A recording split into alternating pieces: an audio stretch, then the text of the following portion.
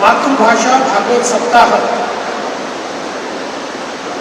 इसमें हम सभी को आशीर्वाद देने के लिए मंच पर पधारे हुए जगत गुरु शंकराचार्य स्वामी श्री सदानंद सरस्वती महाराज जी, इनको मैं प्रणाम करता हूँ, जिनके मुखारबिंद से हम लोग भागवत कथा का श्रवण कर रहे हैं। ऐसे परम पूज्य भाई श्री रमेश ओझा जी, इनको भी मैं नमन करता हूं।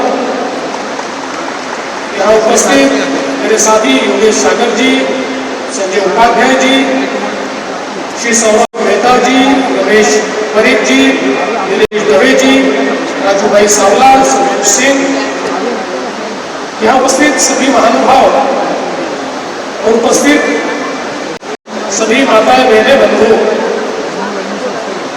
हम सभी के लिए ये बहुत ही हर्ष की बात है कि पूज्य भाई श्री के माध्यम से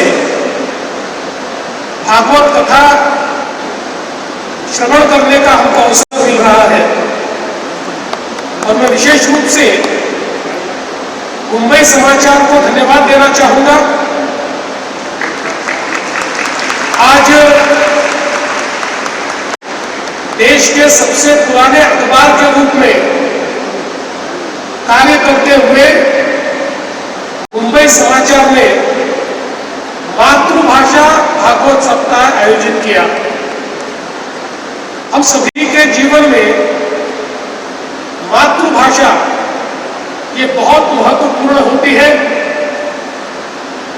मातृभाषा का सम्मान ये अपनी माता के सम्मान बराबर है, और जो मातृभाषा का सम्मान करते हैं वही सभी भाषाओं का सम्मान करते हैं।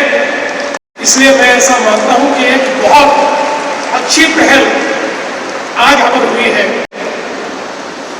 मातृभाषा के बारे में एक ही चीज कहना चाहता हूं। हमारे आदरणीय प्रधानमंत्री नरेंद्र मोदी जी ने नई शिक्षा नीति 2020 जो लाई, उस शिक्षा नीति में सबसे ज्यादा जोर ये मातृभाषा पर दिया गया है। और हमारे देश में अब हम लोग डॉक्टर, इंजीनियर, वकील, सीए, कोई भी प्रोफेशन में जाना चाहे तो मातृभाषा में शिक्षा ले सकते हैं। ऐसा पहली बार हो रहा है, और ये इसलिए भी बहुत जरूरी है। अगर हम दुनिया को देखें तो दुनिया में विकसित राष्ट्र है और विकसनशील राष्ट्र है। अगर दुनिया में सारे विकसित राष्ट्रों को हम देखेंगे तो उन सारे राष्ट्रों में जो पढ़ाई होती है उच्च शिक्षा तक, वो सारी की सारी उस देश की मातृभाषा में हो रही है। ये सारे डेवलप्ड नेशंस हैं, और जितने विकसनशील राष्ट्र हैं, ऐसे सारे राष्ट्रों में किसी न किसी विदेशी भाषा, परदेशी भाषा, फॉरेन लैंग्वेज में पढ़ाई हो रही है। ऐसे सारे देश विकसनशील हैं।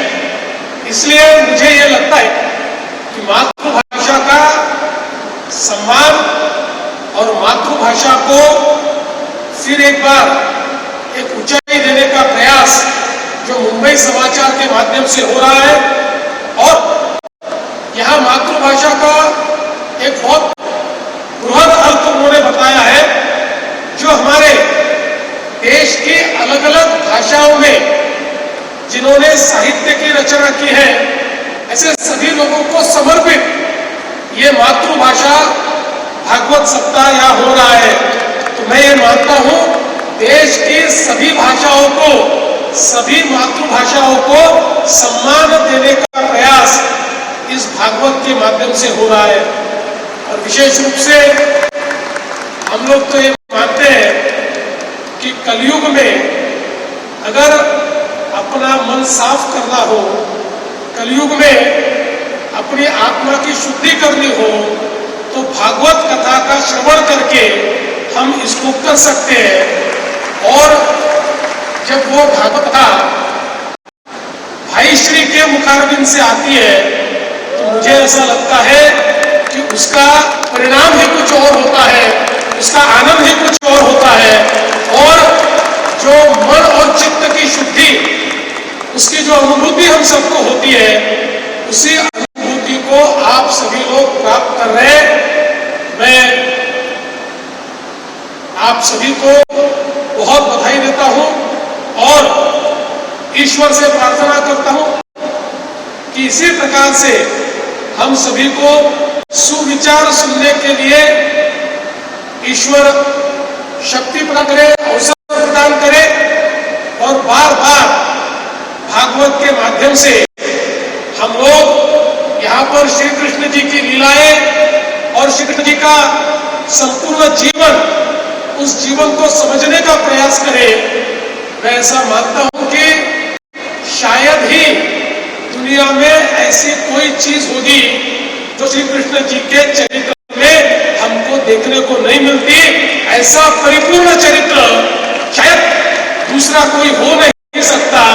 इसलिए ये भागवत के माध्यम से ये जो सारी चीजें हमारे सामने आ रही है, हम उसको ग्रहण करेंगे। तो फिर एक बार परम पूजनीय शंकराचार्य जी यहाँ पधारे, उनका भी स्वागत करता हूँ, परम पूज्य भाई श्री का भी स्वागत करता हूं। और मुझे इस बहुत अच्छे मौके पर आपने यहाँ पर आने का मौका दिया। और आज तो रुक्मिणी विवाह भी हुआ। जैसे आपको पता होगा, रुक्मिणी जी हमारे विदर्भ से आती थी और विदर्भ से ही श्री कृष्ण जी ने, उन्होंने चिट्ठी लिखी थी और श्री कृष्ण जी ने उनका हरण किया था।